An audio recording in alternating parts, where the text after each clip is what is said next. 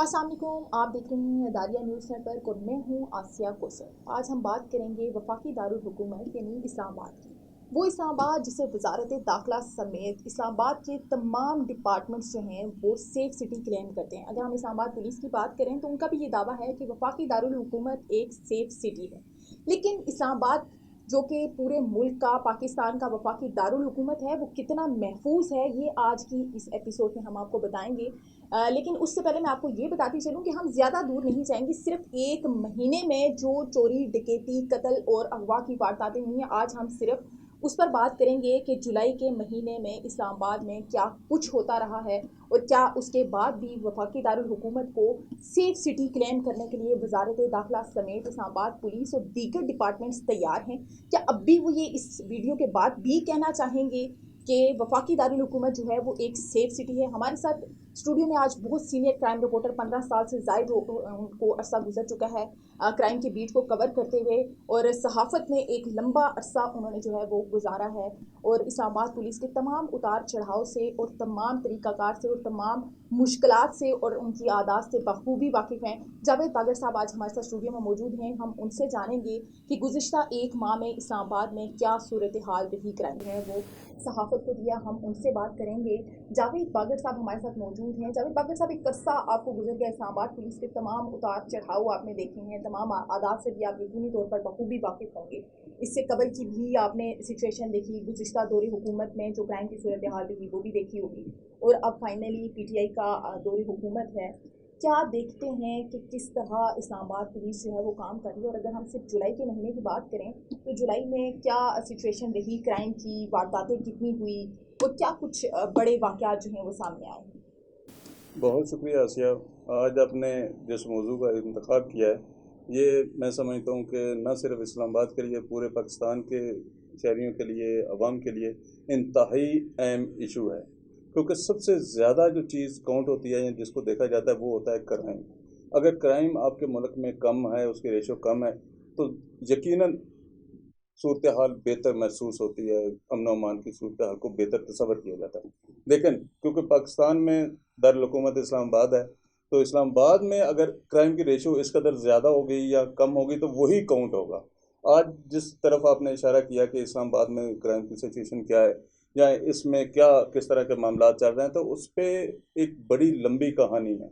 अगर उसकी तरफ हम जाएं तो ज़्यादा टाइम लग जाएगा और इन चीज़ों को देखने के लिए। लेकिन मुख्तसरन मैं आपको ये बताऊं कि इस्लामाबाद में जो क्राइम की रेशियो है वो दिन ब दिन बढ़ती जा रही है। हम पिछला दौर देखते हैं मुस्लिम लीग नून का, उससे पिछला दौर देखते हैं पाकिस्तान पीपल्स पार्टी का। जो भी दौर गुजरा, जिन जो भी वजीर दाखिला आए, उन्होंने हमेशा क्राइम की सूरत को कंट्रोल करने के दावे भी किए और उस पर बात करने की हर वक्त कोशिश भी की कि हम क्राइम को बड़ा अच्छे तरीके से देख रहे हैं और कंट्रोल कर रहे हैं। और आए रोज़ नए नए मंसूबे सामने आए। पीपल्स पार्टी दौर में स्कैनर्स आए, इसके अलावा मुस्लिम लीग नून के दौर में बहुत सारी चीज़ें उन्होंने कैमरे और ये वो चीज़ें लगाएंगे मौजूदा दौरे पाकिस्तान। हुकूमत में भी काफ़ी सारे जो हैं वो प्रोजेक्ट्स लाए गए हैं, उन पर भी हम बात करेंगे। लेकिन जुलाई के महीने में जो क्राइम की सूरत हाल रही, अगर हम उस पर बात कर लें कि क्या सूरत हाल रही ओवरऑल, कितने क्राइम जो हैं वो रिकॉर्ड किए गए इस जुलाई के महीने में?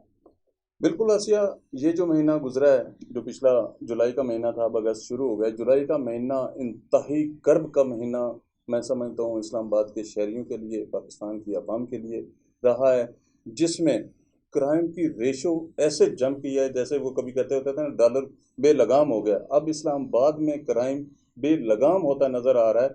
इस एक महीने के दौरान 325 वारदातें हुई हैं।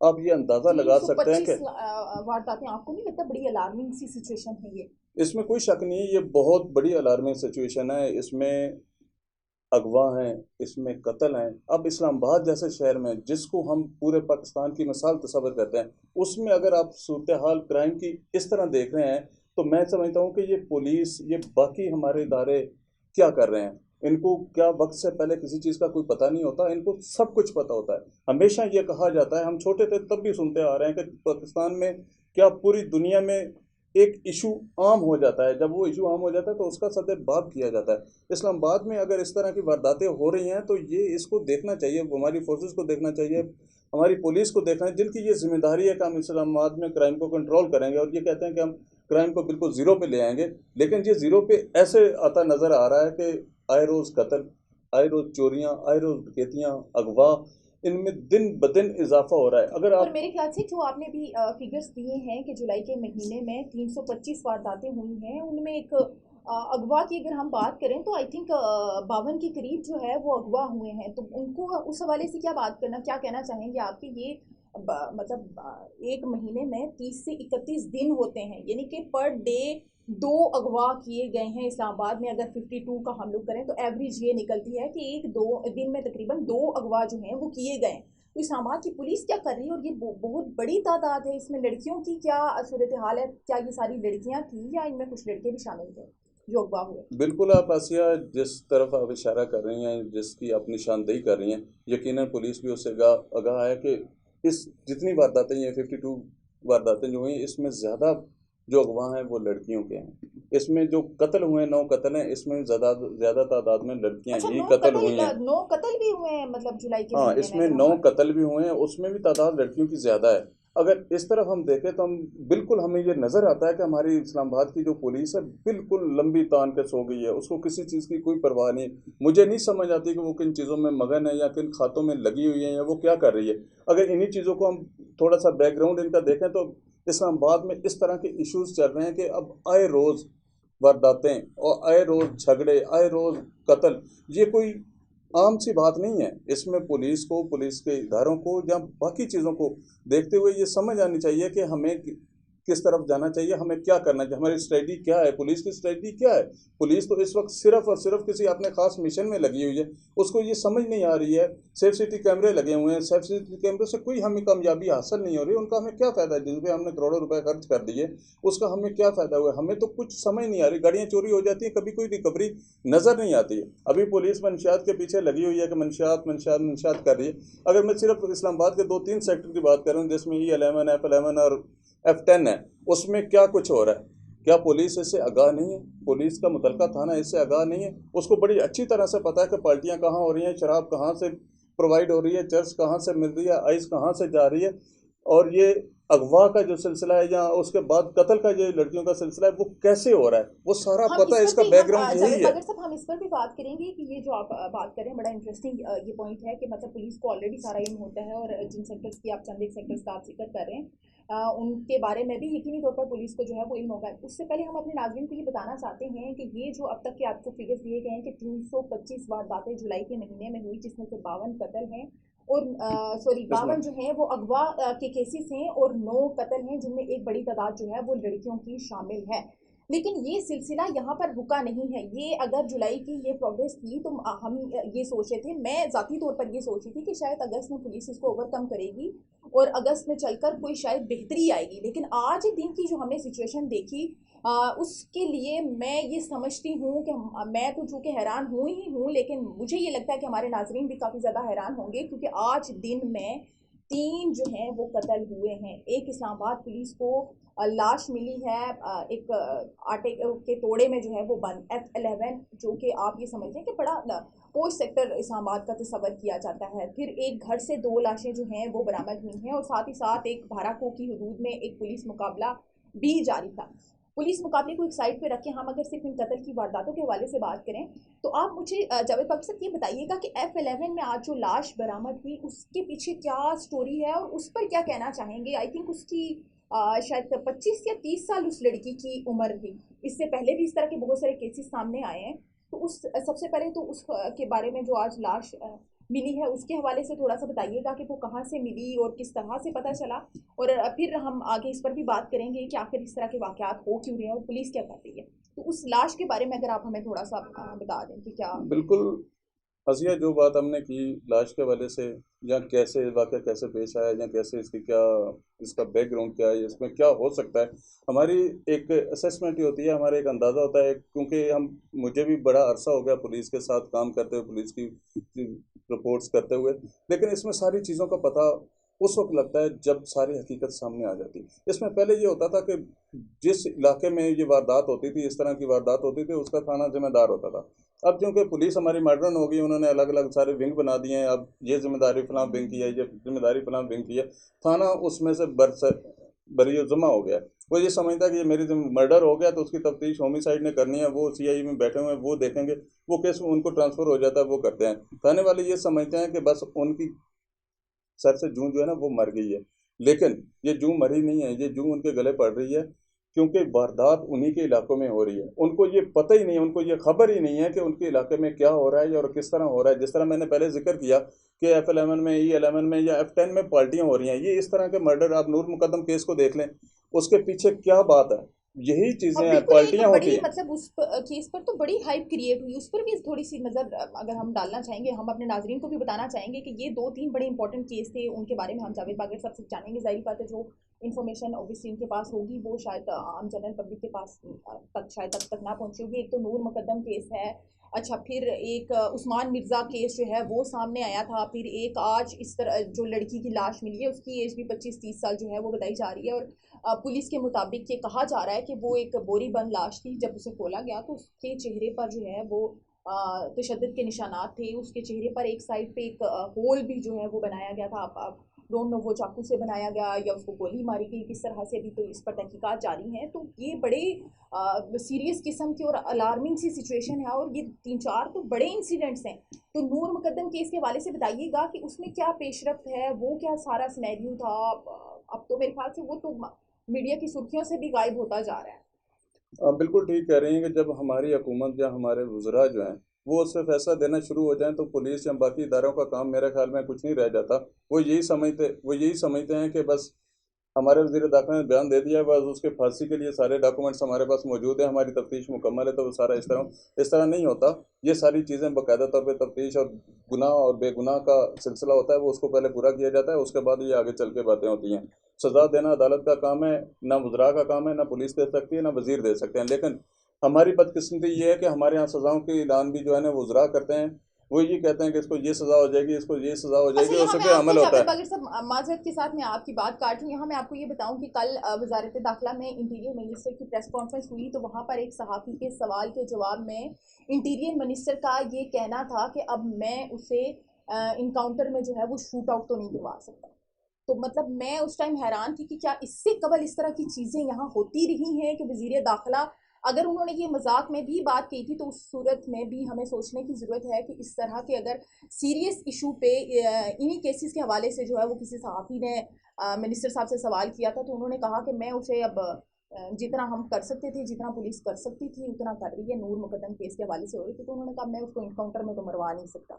ये तो बात बिल्कुल आपकी ठीक है। इस तरह के नॉन सीरियस किस्म के कमेंट्स आपको नहीं नहीं, लगता वो कि बात आपकी ठीक है, लेकिन उन्होंने भी इस सेंस में दिया, बेसिकली उनकी ये जो गुफ्तगू थी ये बेसिकली साबका हुकूमतों पे तनकीद थी, क्योंकि पंजाब हुकूमत जो मुस्लिम लीग नून की हुकूमत रही है तो उसमें ये पुलिस मुकाबले और इस तरह का वो तसव्वुर कर रहा था कि ये पुलिस मुकाबले करवाते हैं और उसमें लोगों को मरवा देते हैं, अपनी मर्जी के लोगों को वो आगे लाने के लिए बाकी लोगों को रास्ते से हटाते हैं। ये तो उन्होंने इशारा किया होगा उस तरफ, जहाँ तक मेरा अपना ज़ाती ख्याल। बाकी जो बात आप कर रहे हैं मर्डर्स की, बोरी बंद लाश की, मैं एक बात आसिया आपसे शेयर करूं कि इस्लामाबाद में नाके लगे हुए थे और जो कोई भी आता था एक खौफ की फिजा थी कि हमने फलान जगह से गुजर के जाना है तो उसके बगैर नहीं गुजर सके। ये बोरी बंद लाशों का सिलसिला पहले भी 2-4 साल पहले भी एक दफ़ा शुरू हुआ था, उससे 5-10 साल पीछे चले जाएं तो उस वक्त भी शुरू हुआ था, लेकिन उनकी बाकायदा तफ्तीश होती थी, उनके मर्डर जो हैं वो ट्रेस होते थे। वो नहीं तो क्योंकि क्या पुलिस पुलिस की जिम्मेदारी होती थी, पूरी मुतलका थाना देखता था। हालांकि इसमें ये भी इशू रहा कुछ अर्सा, हम इसको भी रिपोर्ट करते रहे और देखते रहे कि मुतलका थाने वाले कहते थे कि ये कत्ल हमारी हदूद में नहीं हुआ, लेकिन किसी ने हमारे इलाके में इसको फेंक दिया इसलिए ये हमारे गले पड़ गया, तो इस पर मुकदमे दर्ज करने के हवाले से भी बड़े इशू रहे हैं। लेकिन ये सारी चीज़ें इसी वजह से हो रही हैं। अब इस्लामाबाद में एंट्री के लिए कोई पाबंदी नहीं है, कहाँ से मर्जी आप, जहाँ से मर्जी आप इंटर हो जाएं, जहाँ से मर्जी कोई चीज़ ला के कहीं भी आप फेंक दें, तो इसमें कोई इशू नहीं है। नाके नहीं, बेसिकली अब जो बागर साहब आपकी बात से मैं इत्तेफाक करती हूँ कि यकीनी तौर पर नाके हटाने से जो है वो शायद थोड़ा असर तो ओबीसी क्राइम पर पड़ा होगा कि क्राइम थोड़ा सा बड़ा होगा, लेकिन आपको कहीं ऐसा तो नहीं लग रहा कि शायद नाके हटाए गए तो कहीं ऐसा तो नहीं है कि इसके पीछे मतलब इस्लामाबाद पुलिस की निग्लिजेंस भी तो शामिल हो सकती है। देखिए, नाकों पर एक इस्लामाबाद पुलिस की एक बड़ी नफरी नाकों पर तैनात रहती थी, लेकिन अब वो नफरी चूंकि नाकों से हटा दी है तो वो फ्री है।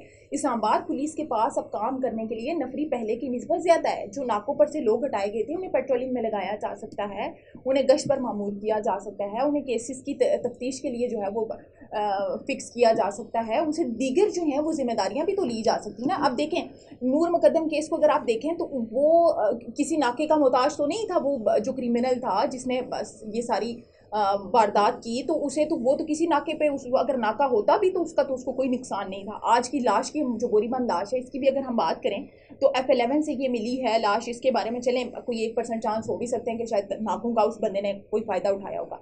इसके अलावा बहुत सारे ऐसे केसेस हैं। वो जो उस्मान मिर्ज़ा केस था, उस मुजरिम को तो नाकों से तो नहीं था ना।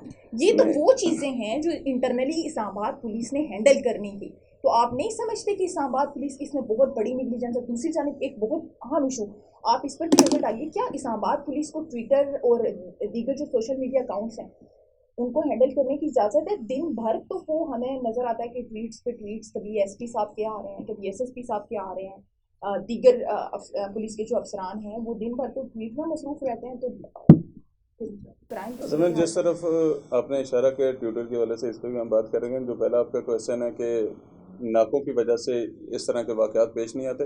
असल में होता यह था कि हर थाने की हदूद में जब उसकी हदूद ख़त्म होती थी तो उसके आगे एक नाका होता था। एक थाने से दूसरे थाने में एंट्री के लिए, उसकी हदूद में एंट्री के लिए बाकायदा तौर पर एक नाका होता था। वहाँ पर जाते हुए लोग ये समझते थे, सोचते थे कि यहाँ से मैंने गुजरना है तो अगर मैंने कोई गलत काम किया तो मेरे लिए मुश्किल होगा। उसमें मुल्ज़मान के ट्रेस होने के, पकड़ने के और जुर्म के कम होने के खदशात होते हैं। जिस तरह अब गाड़ी चोरी की वारदातें हो रही हैं, नाका कोई नहीं है, जहाँ से मर्जी गाड़ी चोरी करे और बंदा भाग जाए, कोई पकड़ा नहीं जाता। सेफ सिटी का जो कंसेप्ट दिया गया था, कैमरों के जरिए हम ट्रेस करें, कैमरों के जरिए क्या आजकल ट्रेस हुआ? कैमरों के जरिए कुछ ट्रेस नहीं हुआ। मुझे तो जहाँ तक मेरी इन्फॉर्मेशन, कैमरों के जरिए सिर्फ ये जो हमारे आउटसाइड एरिया हैं उसमें क्या हो रहा है वही देखा जाता है जी।